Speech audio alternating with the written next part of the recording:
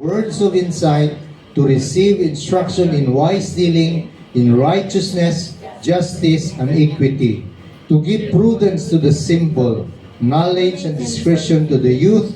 Let the wise hear and increase in learning, and the one who understands obtain guidance. To understand the proverb and the saying, the words of the wise and their riddles. The fear of the Lord is the beginning of knowledge. Fools despise wisdom and instruction. Let us pray. Father, we thank you that once again we are in your house, and in your house is where you are, Father.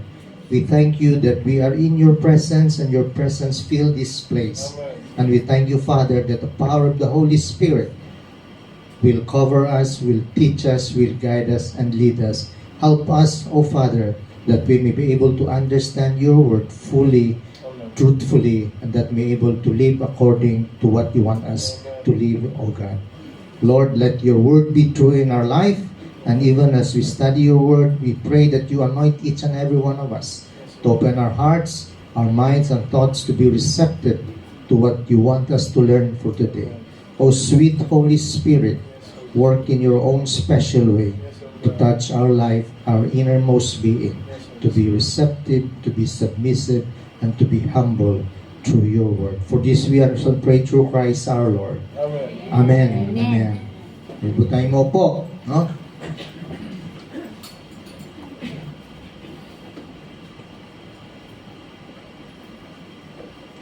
Fear the Lord. The fear of the Lord. Marami sa atin na nagsabi, yes, we have the fear of the Lord. And in our studies, we have discussed this a lot of times, that there are benefits when you fear the Lord. Okay. Let us see what we can learn for today. And I pray that all of us will live according to what we can learn, we can study, and we can apply in our daily life. Okay?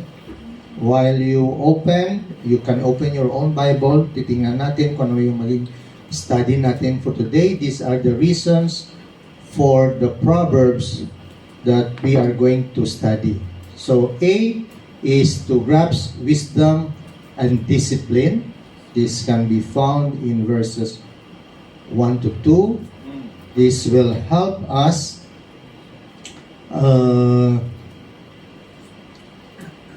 with the understanding of the wise saying. Okay? Secondly, to receive guidance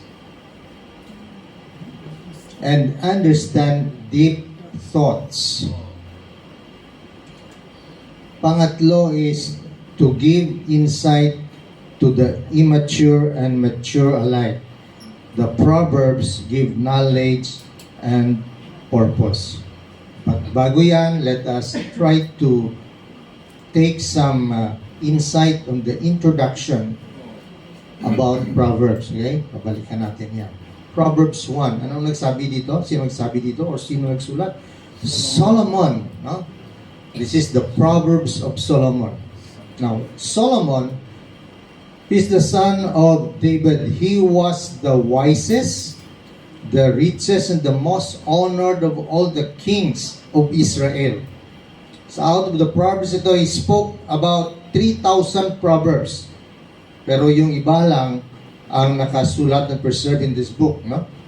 That is extending from maraming mga verses yan, o maraming mga Proverbs na almost si Solomon ang nagsulat. This introduction is expressing the author's intention to provide a book that will serve para sa atin for our moral and intellectual training, no? But those times it was for the Israel, mga youth ng Israel, no? Now, that time when they are given this, now we are fortunate na makakabasa tayo and we can learn, no? This can give us education. This can even educate a person who akala natin that we know so many things, no? But this came from the wisest man. Okay? So Solomon king of Israel. And the Hebrew word for this Proverbs, sabi nila is mashal, no? And it has a broader expression or meaning, no? Kasi there are mysterious utterance sa Proverbs and it has effective power. Hindi lang ito sinasabi nila, it's just short or concise na wordings or isang saying, but go deeper into it, it has many things that we can learn. Now, in verses 2 and 6, this tell us why he wrote these proverbs para daw sa ano. Because it will provide us wisdom, it will provide us the know-how, it can give us perception of understanding, bigyan tayo ng discernment, especially to discern what is good and what is evil. What is profitable o mga hindi naman profitable o kaya mga useless or worthless. It can give us insight or direction kung ito ba'y gagawin natin, it will be helpful o nakakatulong ba o hindi. So, this is a good school of thoughts para sa ating lahat, no? This, once we learn, we can have a wise understanding or magiging wise tayo. We can go into proper attitude at magkaroon tayo ng righteousness sa ating buhay pag sinunod natin ito. Because to know wisdom and instruction, it must begin with the fear of the Lord, no? Sa ano na yan, sa verse 7 na mamaya. Okay? So our target here is to have that wisdom also, we have to have that understanding, but it must come in the form of discipline na rin sa sarili natin. Kasi although alam na natin yung katotohanan, we know what is right and what is wrong, pero wala tayong disiplina, what is the point of learning what is the truth and false if we have no discipline? Kasi we will be sidelined or mahiwalay tayo sa katotohanan if we will not stick to what we are learning. By listening to these proverbs, the simple ones yun, mga katulad natin, no, that we can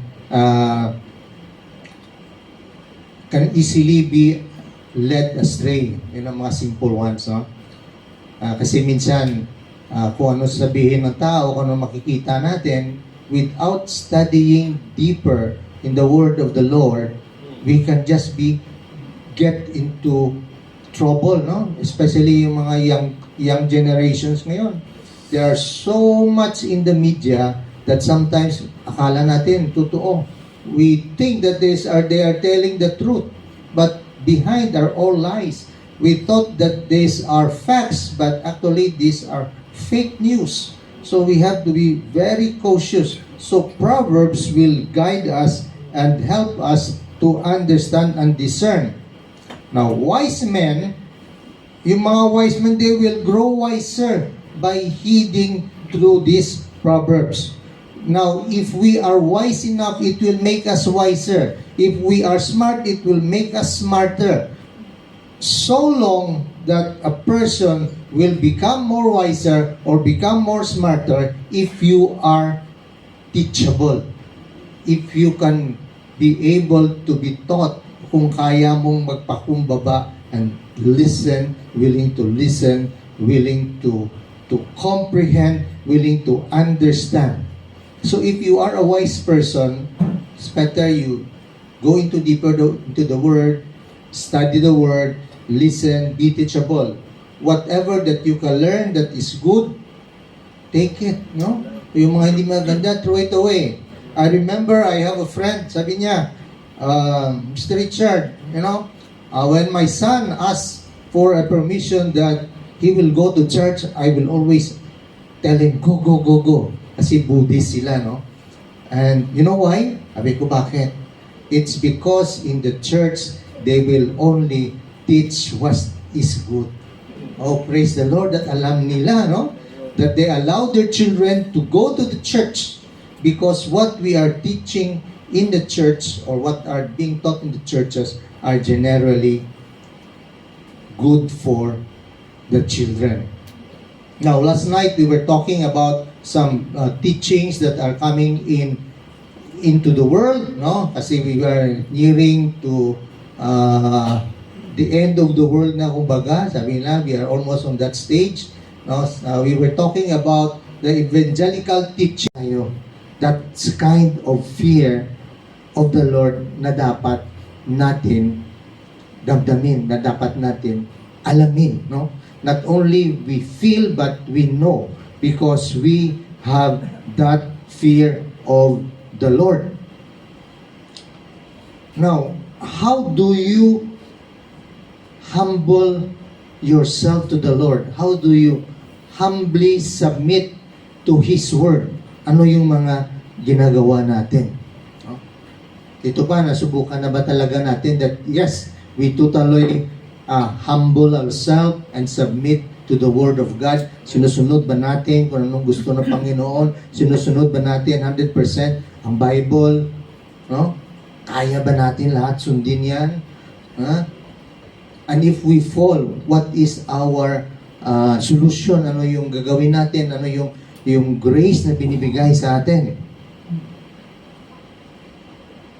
Church, do I make sense in telling you about the fear of the Lord?